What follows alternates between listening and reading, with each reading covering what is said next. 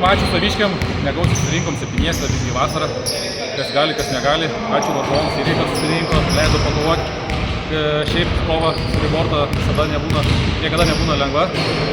Pradžioje labai rimtai davė, 4-8-0 turbūt jau buvom truputį išsigandę, gal nesiseks niekas, bet po to atsirišo tritaškiai, šiaip metimai.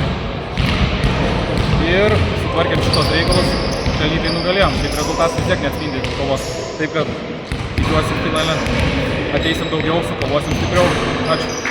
Norim pasveikinti varžovus patekus į finalą, jie pelnytai pateko, buvo stipresni.